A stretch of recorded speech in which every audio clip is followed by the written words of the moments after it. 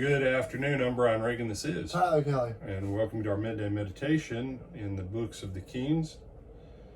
Today we're in 2 Kings, chapter 6, verse 24 through chapter 7, verse 4. Tyler? And it happened after this that Ben-Hadad, king of Syria, gathered all his army and went up and besieged Samaria. And there was a great famine in Samaria, and indeed they besieged it until a donkey's head was sold for 80 shekels of silver, and 1/4 of a cab of dove droppings for 5 shekels of silver. Then as the king of Israel was passing on the wall, a woman cried out to him, saying, "Help my lord, O king." And he said, "If the Lord does not help you, where can I find help for you? From the threshing floor or from the winepress?" Then the king said to her, "What is troubling you?" And she answered, "This woman said to me, 'Give your son, and we may eat him today, and we will eat my son tomorrow.' So we boiled my son and ate him, and I said to her on the next day, 'Give your son, that we may eat him.' But she had hidden her son. Now it happened when the king heard the words of the woman, that he tore his clothes, and as he passed by on the wall, the people looked, and there underneath he had sackcloth on his body. Then he said, 'God do so to me, and more also, if the head of Elisha the son of Shaphat remains on him today.' But Elisha was sitting in his house, and the elders were sitting with him. The king sent a messenger ahead of him, but before the messenger came to him, he said to the elders, 'Do you see how this son of a murderer has sent someone to take away my head? Look, when the messenger comes, shut the door and hold him fast at the door. Is not the sound of his master's feet behind him?' And while he was still talking with them, there was the messenger coming down to him. And then the king said, 'Surely this calamity is from the Lord. Why should I wait for the Lord any longer?' Then Elisha said, 'Hear the word of the Lord. Thus says the Lord, tomorrow about this time, a seah of fine flour shall be sold for a shekel, and 2 seahs of barley for a shekel at the gate of Samaria.' So an officer on whose hand the king leaned and answered the man of God and said, 'Look, if the Lord would make windows in heaven, could this thing be?' And he said, 'In fact, you shall see it with your eyes, but you shall not eat of it.' Now there were 4 leprous men at the entrance of the gate, and they said to one another, 'Why are we sitting here until we die? If we say we will enter the city, the famine is in the city, and we shall die there. And if we sit here, we die also. Now, therefore, come, let us surrender to the army of the Syrians.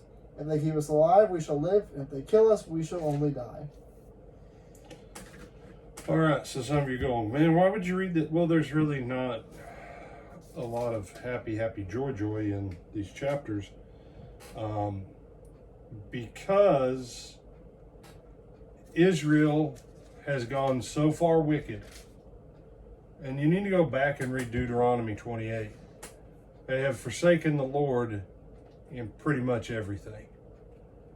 And you said, well, God should have taken care of them. No. You see, that's the thing with a covenant. They were in a covenant with God. And God's covenant said, if you stay inside of this circle, nothing can harm you. And the children of Israel got playing inside that circle and everything was going well. And then they said, you know what, we don't need this circle anymore. And so they went outside the circle.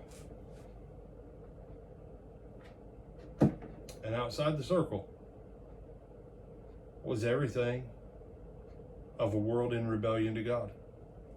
A world that submitted to Satan.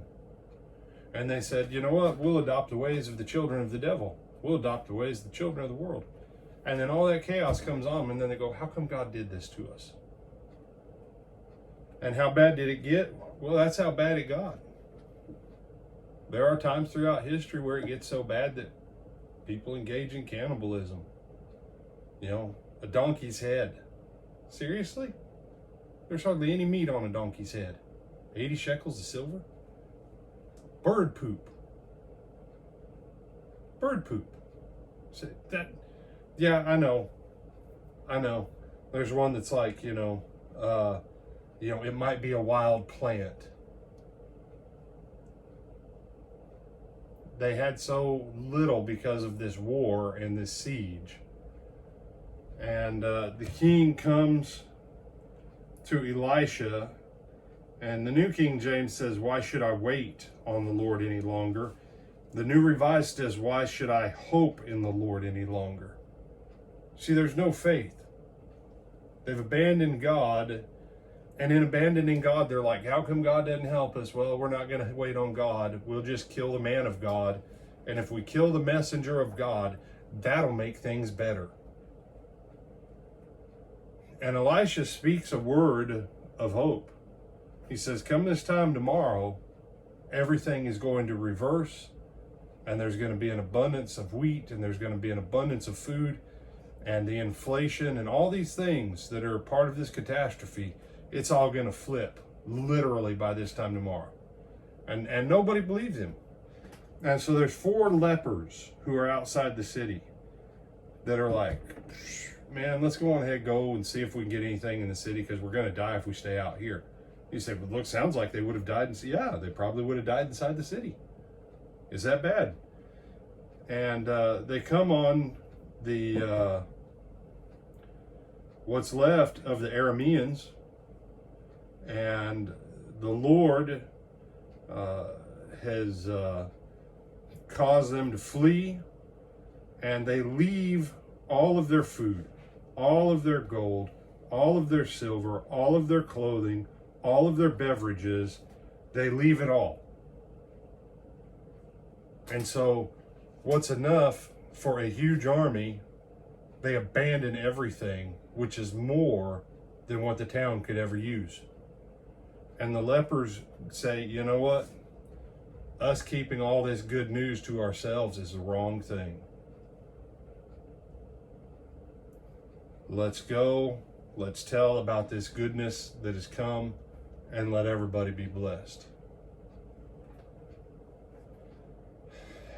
And there's a lesson there. To everyone else, no one had any use for lepers back in the day. Why? Because they were lepers.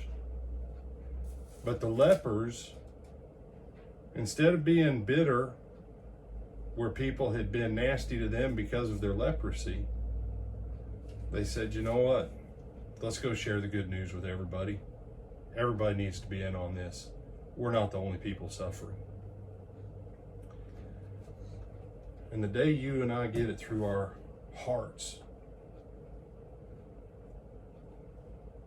that everyone around us is suffering, in one way or another, everyone around us is suffering because of sin.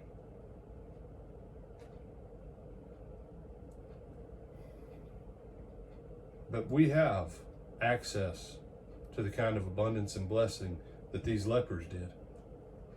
And if we would take the blessings that God gives us, and if we would at least offer them to other people. If they don't want it, that's their choice. But don't hold it inside. Give it to someone else, if you can.